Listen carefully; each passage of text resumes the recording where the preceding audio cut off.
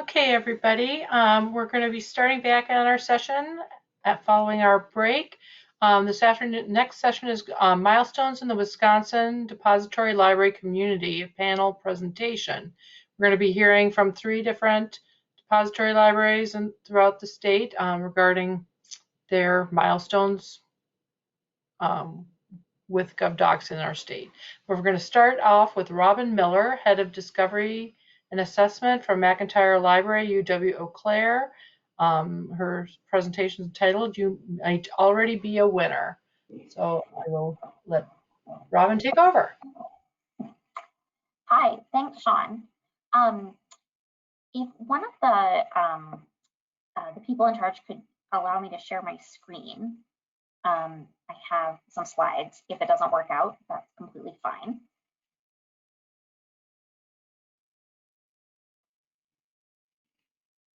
Okay, just a moment.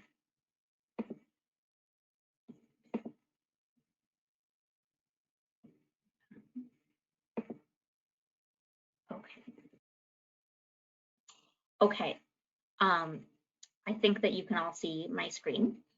So hi, I'm Robin Miller, and I work at UW-Eau Claire's McIntyre Library.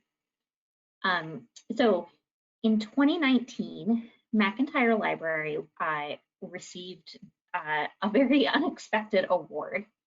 We were named the 2019 Federal Depository Library of the Year. So for people participating who work in depository libraries, whether you're a selective depository or a regional, this particular award is something that your library could absolutely apply for. I do also just want to say, though, that for anyone who works at a library that isn't a depository, well, this particular award may not apply to you. What my library discovered in the course of winning this is that going to work every day and doing what we love may be enough to be recognized either within our professional community or nationally. So I think we found it to be very validating just for that reason. But so the Federal Depository Library of the Year award is issued by GPO, and every year since 2003, a library has been named a Library of the Year in the Depository program. So we were the first Wisconsin library to receive this award, and we're a selective library, not a regional library. McIntyre Library is at a university, a smaller number of public libraries, usually like large, like urban public library systems, have been recipients of this award, but the majority of recipients have really been at much larger institutions than UW-Eau Claire, and have had much larger collections, and largely have been either at R1 institutions or certainly institutions with far more resources than UW-Eau Claire. So we were surprised by how our profile sort of led us to receive this award, but also very honored.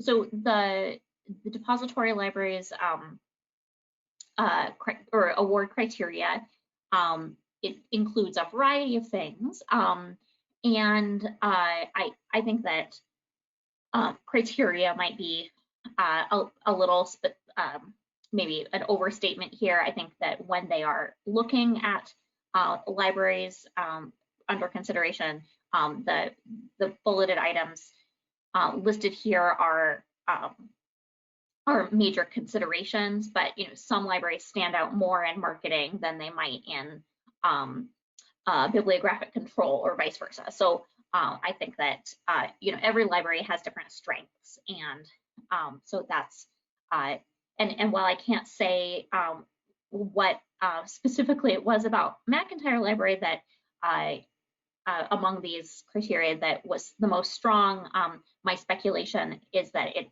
had a lot to do with our care of the collection, which my predecessor, Leslie Foster, and my current colleague, Lori Roach, have really stewarded for several decades at this point. And then also outreach and promotion of the government documents collection. We are a very service-oriented library, and I think that probably stood out in some way in our application materials. So the funny story about this is that when our library was visited a few years ago by a representative from GPO and the FDLP, Beth Harper came along on that visit. My colleague, or my library director, Jill Markgraf, and I were, we were just showing them around the library, and we were a little nervous because it's someone from the government walking around the library asking you questions, and it was just a friendly visit, they said. And then all of a sudden, Jamie, the woman who was visiting us from FDLP, said, "Have you considered applying for the Library of the Year?" And Jill, my director, and I burst out laughing because it had never occurred to us that we should put our hat in the ring for this award. But so we did it because we were encouraged to do so, and then we won. And the way I found out that we won is that I received an email from the assistant of the head of the FDLP, and she to set up a meeting with me on the phone. And I was like, well, there's no reason that this person would be calling me unless I've done something very wrong, or maybe we won this award that we applied for. And indeed, we did win the award. So fortunately, we're not in arrears on all of the requirements. And so a few weeks later, I went to Washington, D.C. And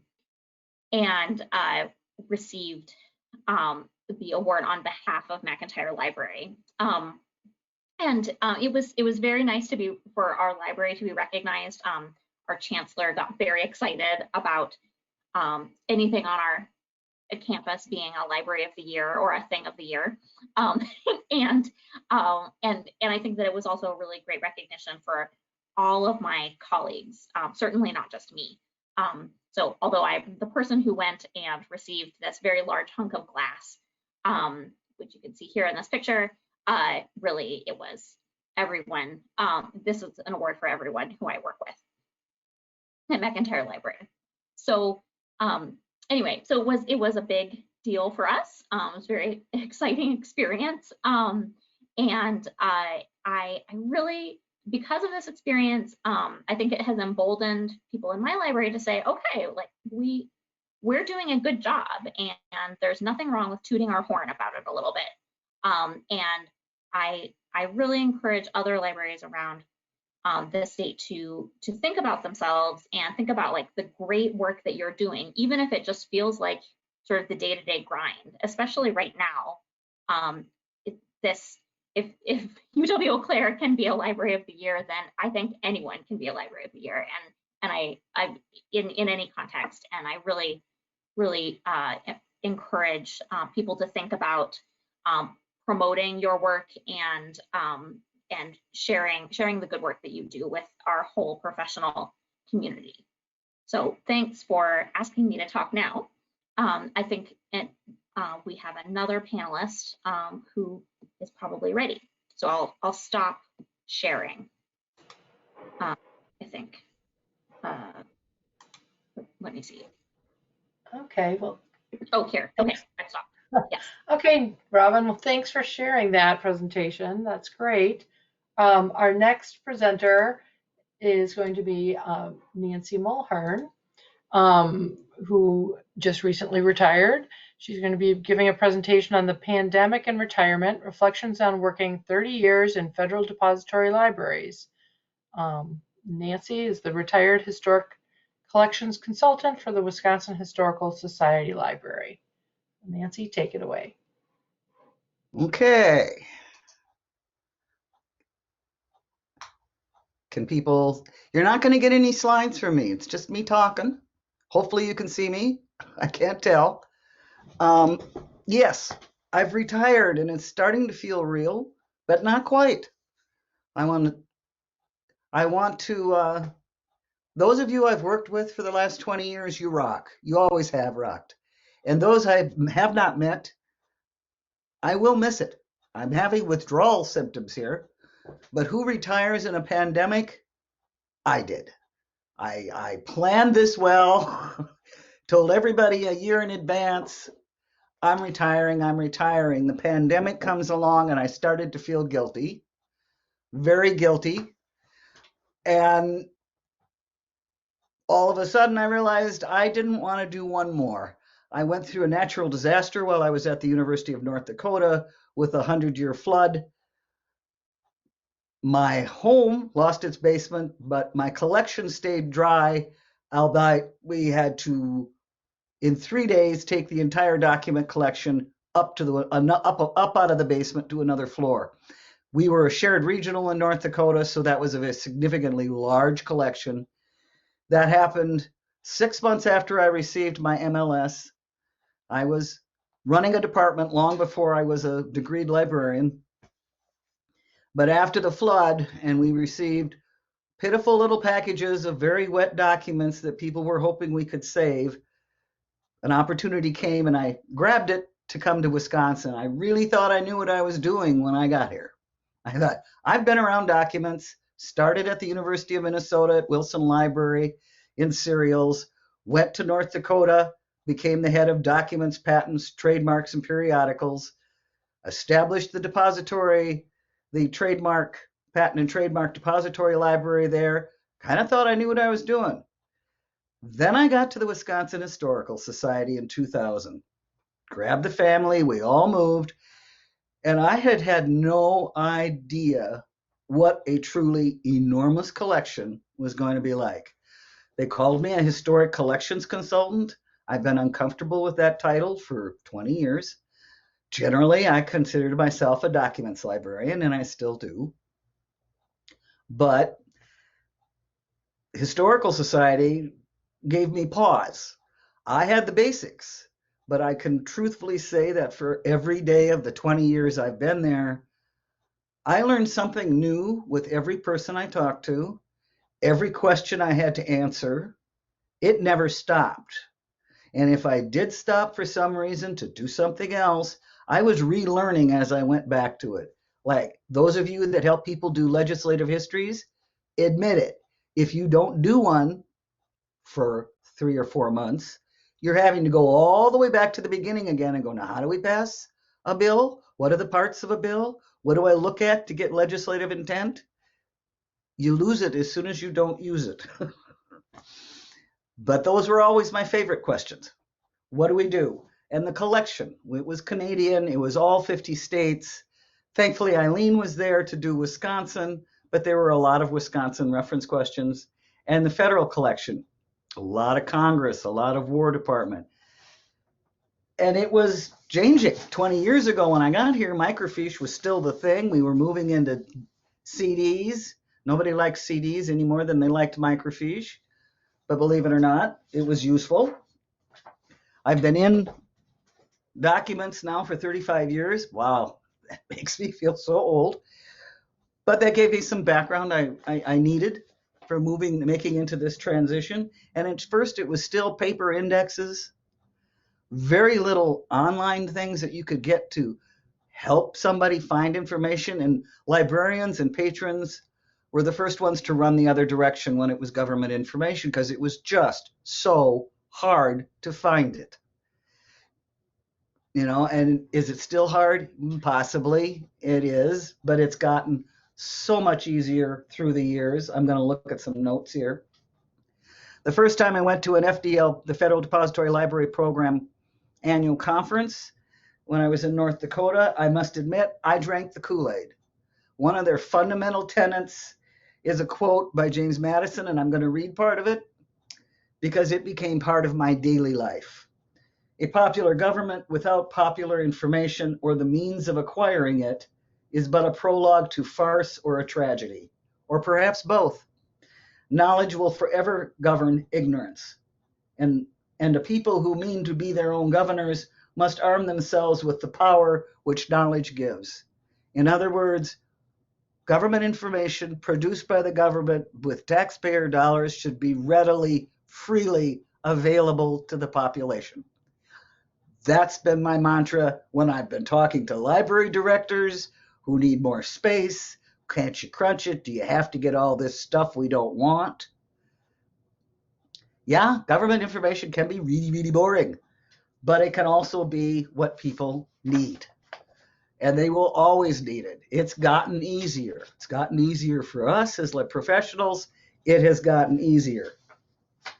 Documents, and there was a commission in the 90s, I believe, the National Study Commission on Records and Documents of Federal Officials. And a quote from them, "The documents of a nation preserve its memory, the record of its errors and triumphs, and offer the citizens of a republic the means to understand and judgment." And again, can you argue with that? No, you can't.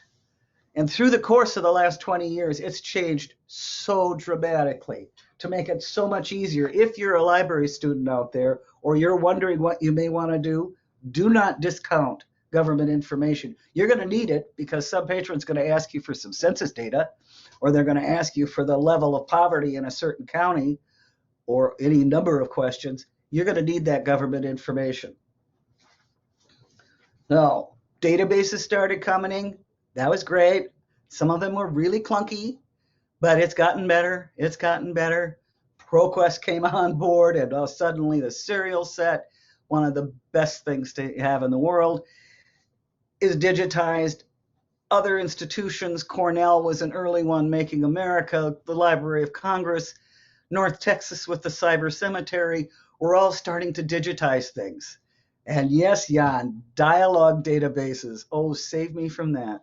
But databases made it easier. I, for one, was one of the first things I'd look at, and had gotten that way, but I had the joy in this Historical Society of being able to do a database deep dive as much as I could. Then I could wander down to the stacks and let serendipity take over and figure out, oh, that's the agency I should be looking at, or it's another agency that I should be looking at. So best of both worlds. But as that kept going, databases are one thing, but they cost money and not everybody has access to them. And again, back to that, everybody should have access. So when UW decided to join in with Google Book, and Google Book was approached us, or we approached them, the Historical Society was more than happy to jump on board to turn our collections inside out, share them with people as widely as we possibly can. And so Google Book, I had the pleasure of dealing with Google twice, 2 different projects. We didn't do that many federal documents to begin with, but we jumped all over getting as many Wisconsin documents digitized as we possibly could that were of the right condition.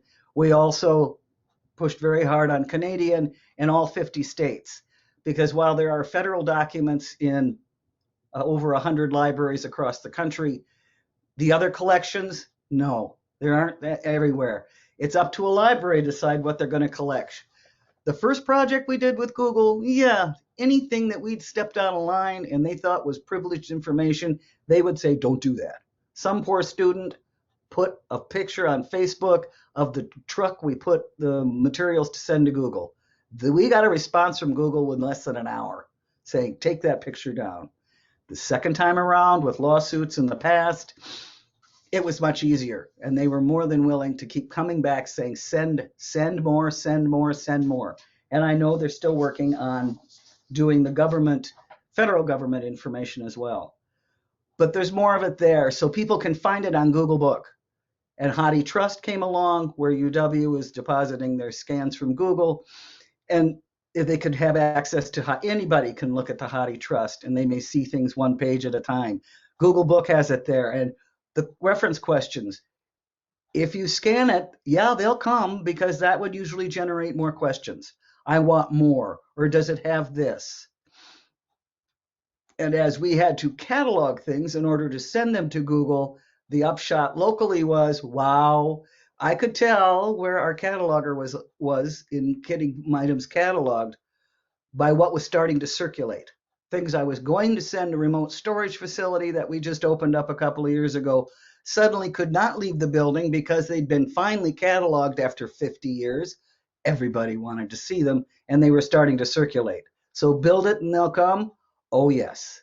Historical's made a lot of progress, but, is everything done? No, it's not, and it won't be. But research has changed. When I got to Wisconsin, it was 19th century questions only. Then we slowly moved into the 20th century, World War I era.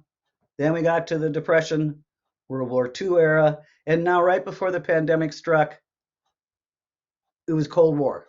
So it's gotten faster, the acceleration of students and patrons looking at more modern, as we call it, topics. And that's going to continue. And the more that's digitized, I still go digital first when possible, when I'm answering questions, and then point people to print if they need be, because some print needs to be preserved and not used as much as it has been in the past. Random thoughts as I'm saying goodbye to all of you. Margaret, I'm going to miss your practical advice when it came to what we should do with our collections. I'm slowly withdrawing and losing some of the edge on my documents. But I want to say my favorite reference question that haunted me for 5 years, Eileen's very well aware of this because I dragged her into it, were trying to find a transcript of the DDT hearings that were held in Wisconsin in the 70s, I believe it's the 70s. Once or twice a year, we would get a law firm wanting a copy, couldn't find it anywhere, went through everybody we could think of, could not find it. Again, it happened a couple of years ago. Someone had a copy, but it was a photocopy she needed to verify.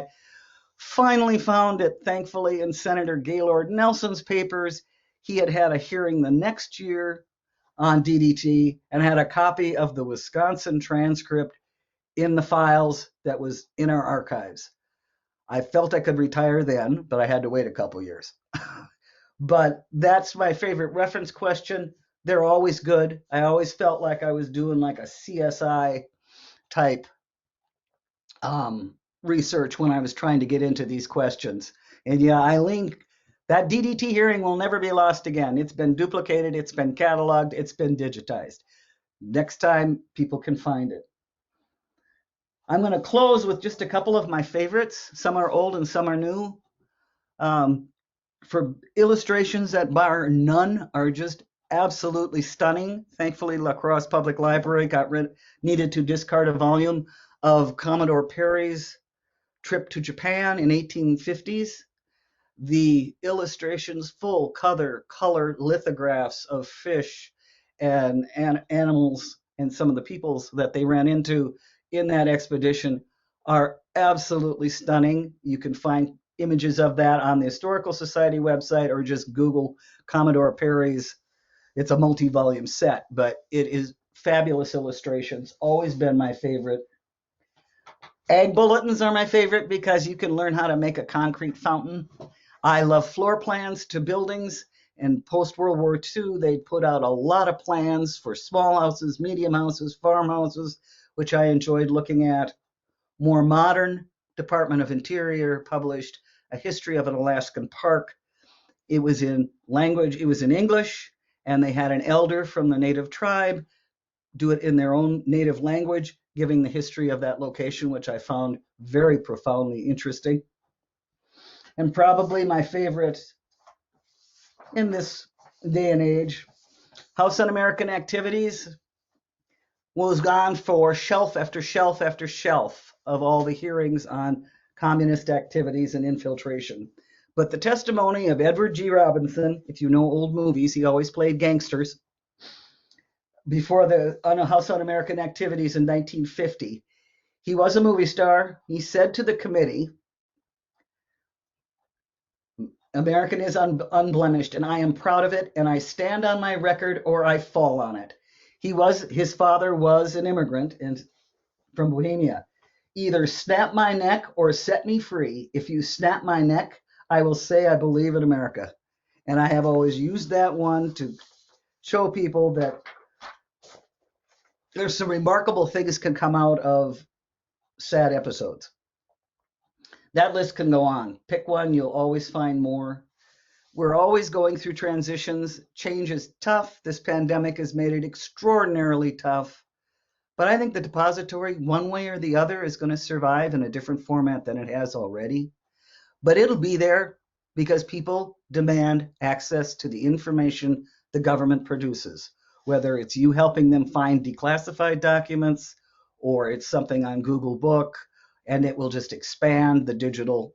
GPO is also talking to Google so that digital access should go on farther.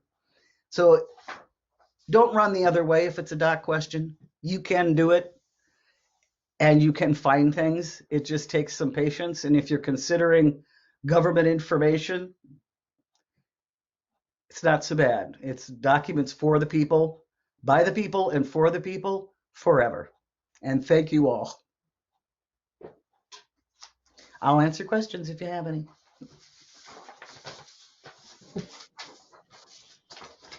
Sure. Did we want to do questions now, or do you want to wait until the end? I think we'll do Jill's session first, and then we'll take questions from people for all three presentations.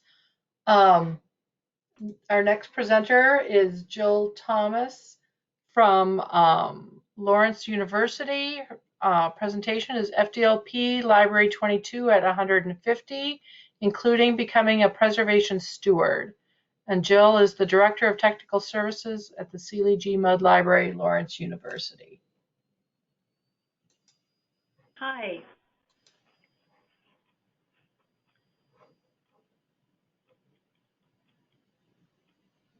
I would like to share my screen.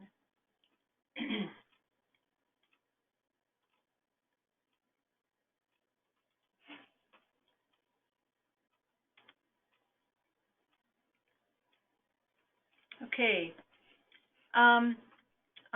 Thank you very much for inviting me to the program. It's been nice looking over what we did and how we did it. Luckily, we kind of scooted this in under the wire. We had our celebration just about a year ago, on November 5th. So we got this all taken care of, and then we shut down, and things just haven't quite been the same since. But hopefully those of you who are having celebrations now can postpone them until people can actually come. If you suddenly find yourself responsible for your library's depository, which is one of the responsibilities that I had when I came to Lawrence, I had never been responsible for a government document collection, certainly not anything the size that this one was, which was pretty much unweeded and pretty much uncatalogued.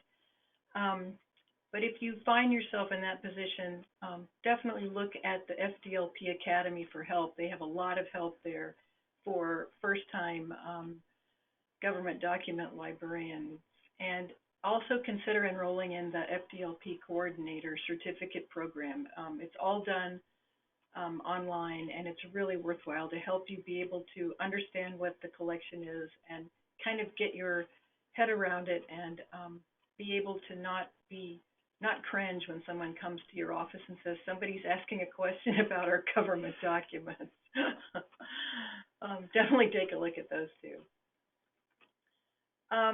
And more importantly, really celebrate your anniversaries. They're really, really important. In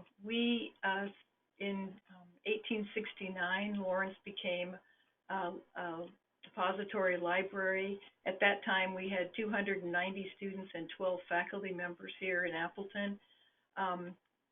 It was a pretty small place, but the thoughtfulness of those that decided to enroll us in the program was really wonderful. We received unbelievable amounts of material that both helped our congressional 8th district and the university itself. We are currently a selective depository, so we can kind of select what we're interested in. But because most of the things were not cataloged or gotten rid of, our collection was quite extensive, especially in 19th century documents. It was very, very deep and really interesting. Our idea of a celebration was to pretty much have a panel that would talk about the value and the significance of the collection and how it's used for classwork information. To be able to have a panel, you need to think ahead of time, and so by September we were trying to figure out faculty members to make this happen. But on the promotional site of material from the GPO, you can get forms to request plaques, which we did ahead of time also. I figured it would take a while. It didn't really take that much. Plaques are only issued every 25 years, so otherwise you get a certificate. But also, you can ask for a GPO staff member to come out, which is what we did.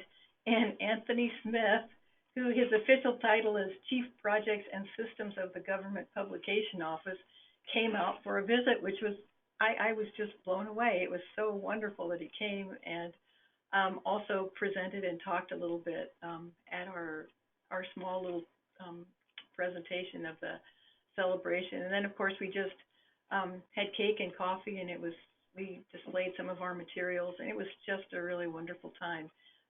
We also invited Beth to come so she could talk a little bit about the program in the state. It was really nice. But the GPO has these downloadable logos and templates for you to make bookmarks, which is what we did.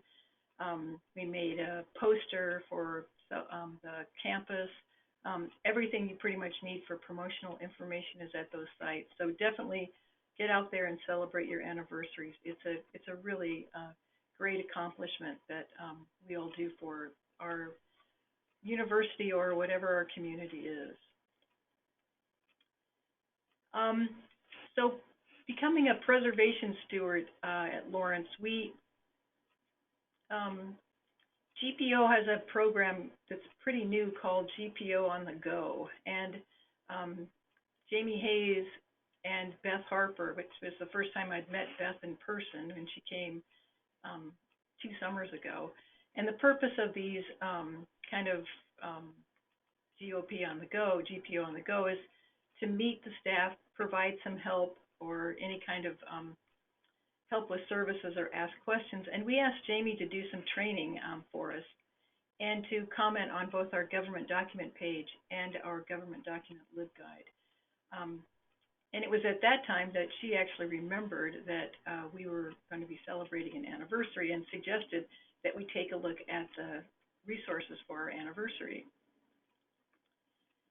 My colleague, Kim Knuppel, and I had done an extensive reading and catalog program that has lasted 8 years. And in doing this work, we also pretty much finished that project at the same time we celebrated our anniversary.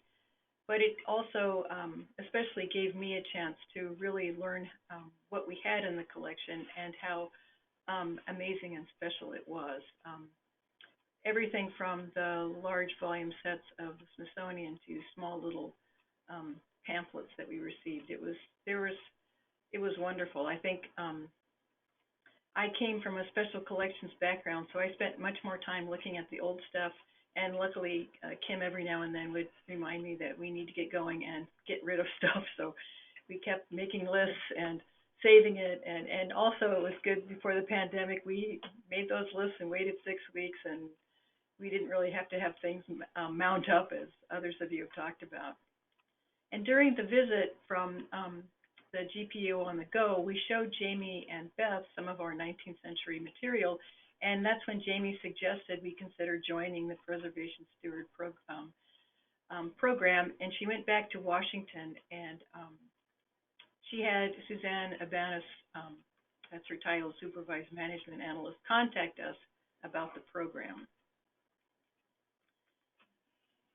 The Preservation Steward's main page currently lists both all the projects and all the libraries that are involved in this. There's a really great map that you can take a look at too. To be a preservation steward, it doesn't have to be digital. It doesn't have to be a lot of things.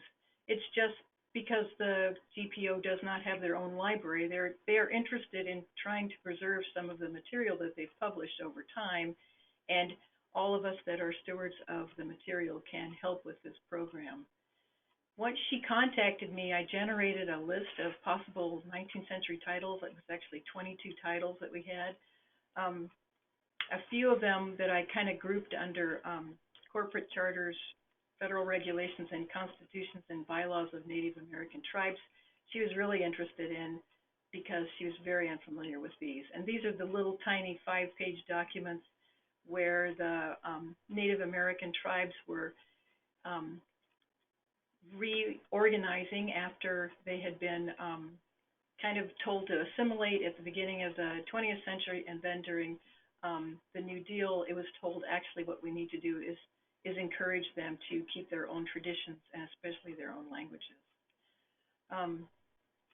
After I sent those, she liked our choices, and we signed a memorandum of agreement. And the memorandum of agreement says basically that we will take care of these documents. We'll make sure that you know, they don't get wrecked, and we'll also not get rid of them. So we're promising that we'll have them on hand. If for any reason the library would like to back out of this, you can. You just need to give them 120 days notice, and you can decide to stop the program. So this is not carved in stone that you have to do this forever. And I wanted to show you this bibliography at the end of how you can, how these will help you with analyzing some of the government documents you have. I'm sure those of you who have been in the government program a long time are familiar with the checklist of 1911, which is pretty much a list of all the older documents. Rare and valuable government documents resource package actually was sent out to all depositories in 1993. So if you were a depository then, you received this packet, and it has articles and all sorts of information about rare material.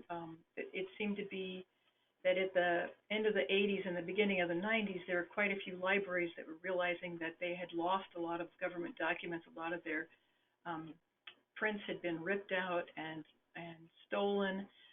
It became something that the ARL or ALA was really interested in, and making sure everybody understood the value of these documents. The guidelines on transferring material from a general collection to a special collection is just a kind of a generic document. And then the last, the serial set, its makeup and contents, is a book from ProQuest that is really interesting. It pretty much marches through the serial set with sections on the Western expeditions, maps, census information, pretty much everything you can possibly think of that's in the serial set. It's a really great book. The first 3 are available digitally, and the last from the serial set is not. It's only available in print. But definitely, if this is an area that you think your collection is worthy of, take a look at all these, and it will really help you make decisions about what you want to keep, what you want to move. Just remember that if you move it into your general collection, you need to mark it as a government document, because, again, you do not own it. If you ever leave the program, you will need to give them back. So it's not quite as straightforward as some transfers from general into the special collection. That's about it.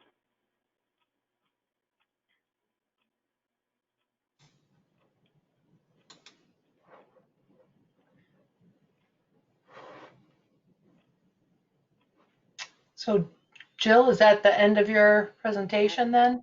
That's the end. Great. Well, thank you so much. It's great information to share. At this point, I think we wanted to try to take some questions for any of our 3 panelists, Robin, Nancy, and Jill. Anybody wants to chime in?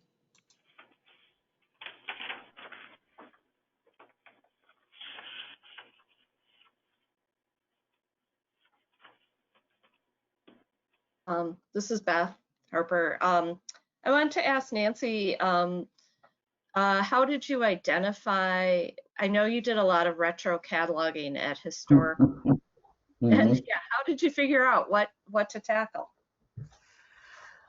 Circulation statistics weren't going to do an awful lot because things didn't circulate. People used docs by standing there looking through every single one and then putting them back on the shelf. Some of it was just by the types of questions I get, like, no, you can't take my congressional record. We need to catalog it. No, the census volumes, you need to be cataloged. But it was more instinct what gets used. Defense Department got used a lot, and what type of reference questions we would get from people kind of was my guide. And it was just relying on that. I've been around so long, because it was hit and miss. Certain things I thought for sure should have been cataloged, and they weren't. Others, like I said, and we had the dual thing between Google Book and the storage facility, that it changed my selections a lot. When I decided that the FSs, where it's all Health and Family Services from the 20s and 30s, that couldn't go anywhere because it was starting to circulate like crazy. When we got it cataloged, I had to find another X amount of linear feet instead. So what never came off the shelf and was so dusty you cough, that one I figured, okay, other things that were always what's on my missing list, things like that. I used it all to kind of come up with a whole and talk to people.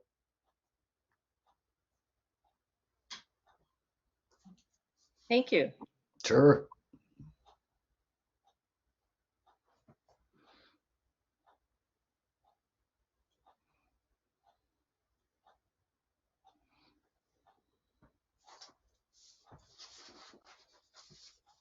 Nancy, I have kind of a question. You've Okay. talked about before how when the original Google Books project came up, how the cataloging for that project actually increased the use of that collection. Yeah. Can you talk a little bit about what were some of the other effects of the Google Books projects, or what were Sure. Okay, Yeah, it was a lot. I mean, certain people, we do a lot of genealogy at the Historical Society, and they could be putting their family name in, or whoever their ancestor was, into Google, and all of a sudden it was popping up with something from the War of the Rebellion series, the Civil War. Or I had a gentleman call practically in tears because he never knew his father, and he bumped into a photograph, a group photograph from some serial, GovPub serial, on the web, and wanted a better copy of it. And, it was just random things like that, but that happened a lot, more and more and more, that people would just randomly bump into something, realize it was a document, find out where did it come from. They thought we were the only ones who'd have it, and call us, or, students would use it in a class. And that Google once used to publish what was their most popular things on Google Book, and this is over 10 years ago. One of those popular documents was how to build a concrete fountain by the Ag Department. Had hundreds of hits in 1 quarter. Don't know why, but those are those kind of random examples, but it happened a lot, and not so much anymore, but it did continue to happen.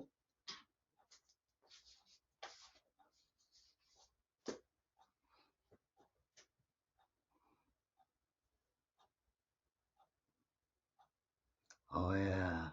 Yeah, and Keith just said, remember the recipes. Cookbooks. One of my faves on GovDocs are cookbooks. World War I, how to make possum for a battalion of people from the Civil War.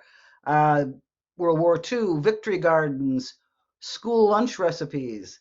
A lot of recipes, had an exhibit of those, very popular with the general public. Thanks, Keith. This is Beth again. I wanted to ask Robin, I think in your speech you talked about some of the activities that McIntyre Library did around the census. Can you talk a little bit about those? Sure. Well, just to clarify, are you talking about the 2020 census? Yeah, promoting the 2020 Sure. census. Yeah. Well, possibly because they just got tired of my emails and other forms of badgering. The people the people at City Hall in Eau Claire appointed me to our local complete count committee. And then I also badgered them into appointing a public librarian from as well. And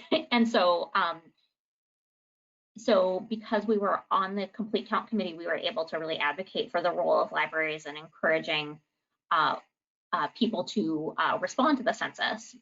Before the pandemic, we had a lot of plans for in-person mobile census support that we were going to roll out all over our county and participate in if organized by other organizations. We didn't do that as much because it wasn't safe, but we did still work with community partners all throughout our area to communicate with vulnerable populations. In my case, I worked a lot at communicating with students, and particularly students residing in some low response rate areas of Eau Claire. So that's an example of some census work that we've done, and we this actually sort of built off of previous work that my library has done in encouraging people to register to vote, which, as we know, as Wisconsin residents, is not actually that easy to do.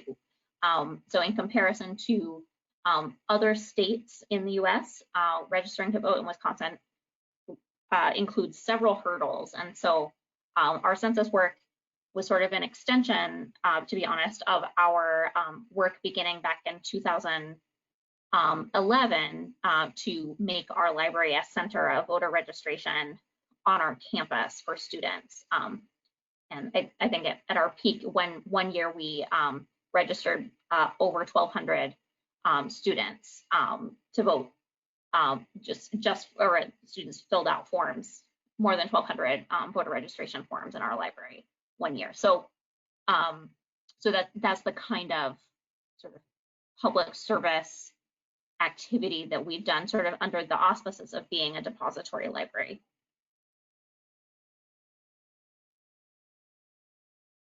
Thank you.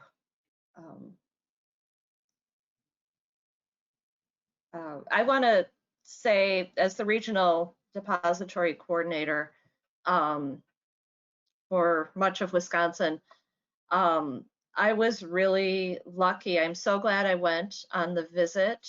The GPO representative, Jamie Hayes, did, whatever summer it was, 2019 maybe, no, 2018. We went to like 8 libraries in 5 days, and we literally we started at Superior. Day 4 was, we made it down to Beloit, and we finished at UW-Stevens Point. But as you can tell, 2 really cool things came out of it, that UW-Eau Claire got this great recognition that they well deserved. And I think UW-Eau Claire was like the most well-rounded library to get the Depository of the Year program, that they have done great work with their collection, and they've done great work with outreach. So it was, and then Robin gave this really inspiring speech. And then Lawrence, learning, the anniversary celebration, and becoming a preservation steward. And one of the things I learned visiting at all these different libraries, and it was my first visit to quite a few of these libraries and my first time meeting some of the coordinators, was just how rich the collections are in our state. And the size varies, but they're just gems in each collection. And I know it is scary to have the regional coordinator and someone from the GPO office there coming to your library, but at the end of our visit, Jamie said, Wisconsin's in good shape. I don't have concerns. And you know, I felt that way visiting all the libraries. So Jamie has a couple more libraries to visit. I think Platteville is one. And I think she'll get there. She's pretty determined, so it may not be next summer, but when she does come back to make those last few visits, I think it'll be Jamie. I really encourage, don't be intimidated. I saw Jamie do different kinds of training at each library, but on their request. And she was able to show people lots of little tricks, ways to use some of the tools that people hadn't been aware of. So, yeah, I'm really lucky to have been able to go. I was just really proud of Wisconsin libraries, and I'm like, well, this isn't anything to do with me. I just get to talk to these folks. So anyway, that's my long speech.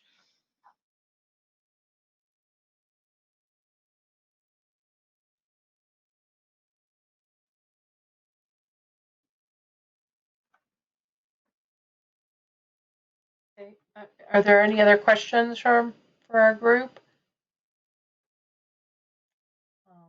If not, I noticed that Robin put in the chat a link to the survey for today's conference that we'd love for y'all to fill out. We're going to be moving on after this to our government information special interest group meeting. But I also want to say that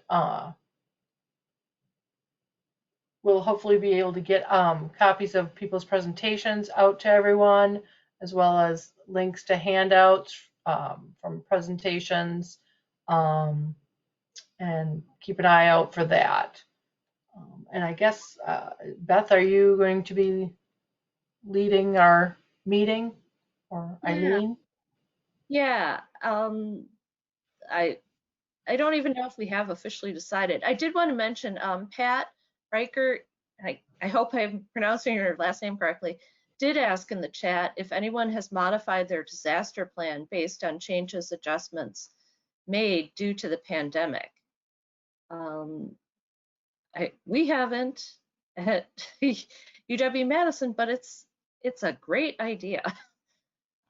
We have learned a lot about a lot of things. Pat, has your library made any modifications?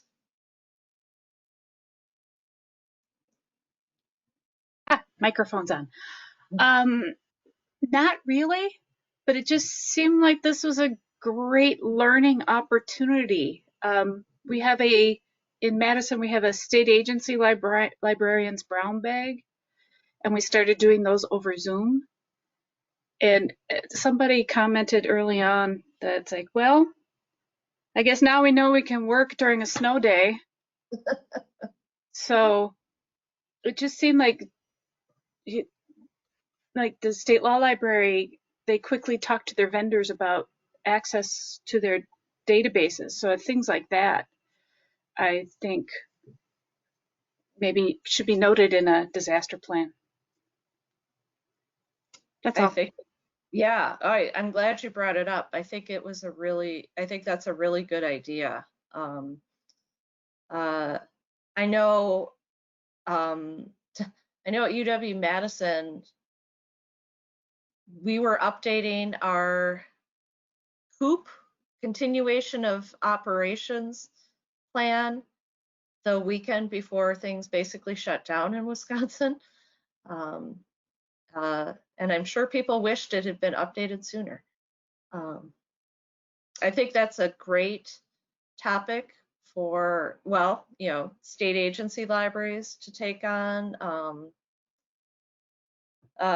for the government information special interest group to take on for future programming, to talk about how to do that, and also for our library associations. So thank you for bringing that up.